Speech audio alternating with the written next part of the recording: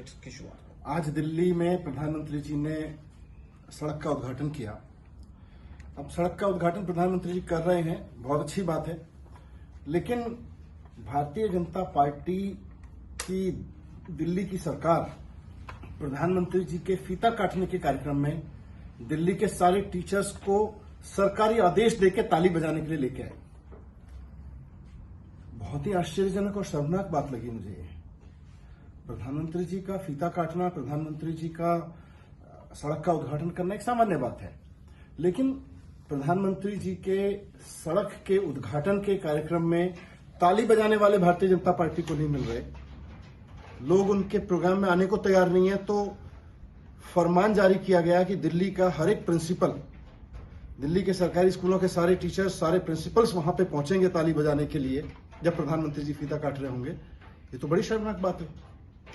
हम सब जानते हैं कि भारतीय जनता पार्टी का एजुकेशन से कोई लेना देना नहीं है और भारतीय जनता पार्टी साजिशन इस देश की जनता को अनपढ़ बना के रखना चाहती है, घटिया एजुकेशन देकर रखना चाहती है। लेकिन फिर भी इतनी घटिया उम्मीद नहीं थी कि दिल्ली के हजारों टीचर्स सरकारी स्कूलों के, जिनको बामुश्किल एक दिन का संडे का ऑफ मिलता है अपने परिवार के साथ रहने के लिए, कुछ काम करने के लिए, आप प्रधानमंत्री जी के कार्यक्रम में ताली बजवाने के लिए उनको ले जा रहे हैं। सड़क उद्घाटन के कार्यक्रम में ताली बजवाने के लिए सारे टीचर्स को।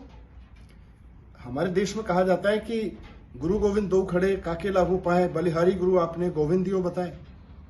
यहां तो सिचुएशन दूसरी हो गई है कि मोदी जी और गुरु दोनों खड़े, मोदी जी फीता कटवाए और मोदी जी भाषण मंच पे खड़े होकर देवे, शिक्षक नीचे खड़े होकर ताली बजाए।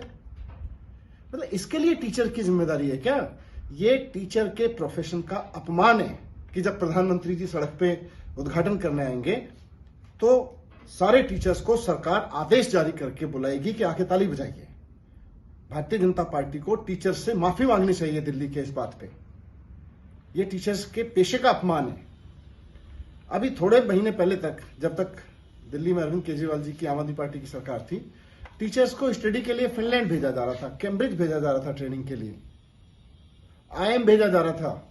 अभी आदेश निकलते थे कि अब हमारे प्रिंसिपल्स आईएम जाएंगे ट्रेनिंग के लिए, हमारे प्रिंसिपल्स फिनलैंड जाएंगे, सिंगापुर जाएंगे, हमारे टीचर्स कैम्ब्रिज जाएंगे ट्रेनिंग के लिए। अभी थोड़े दिन पहले तक ये नजारा था दिल्ली में।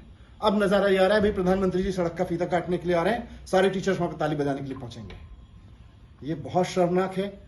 टीचर्स को ताली बजाने के लिए इस तरह के प्रोग्राम में बुलाना टीचर्स का अपमान है और भारतीय जनता पार्टी को टीचर्स से माफी मांगनी चाहिए इस बात की। मनीष जी, एक चीज पूछना चाहूंगा। प्रधानमंत्री ने अपने संबोधन में आज काफी कुछ कहा।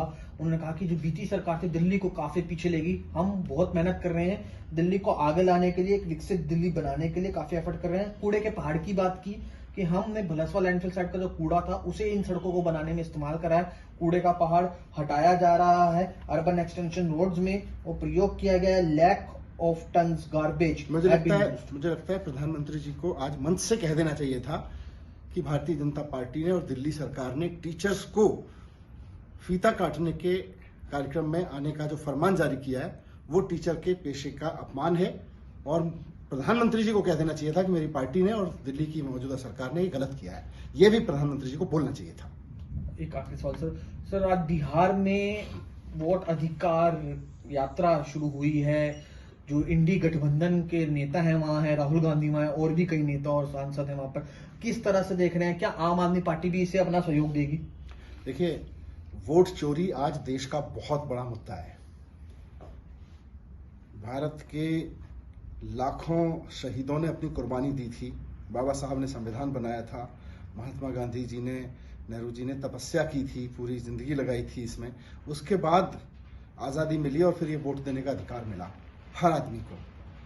हर आदमी को वोट देने के अधिकार को भारतीय जनता पार्टी चुनाव आयोग का दुरुपयोग करके इस तरह से काट के रख देगी कि वो वोट न डाल पाए, तो इसमें तो पूरे देश को खड़ा होना पड़ेगा। क्या इंडी गठबंधन और क्या मुझे लगता है भारतीय जनता पार्टी के लोगों के भी वोट कटेंगे जो लोग बीजेपी को पसंद नहीं करते हैं। ठीक है, थैंक यू।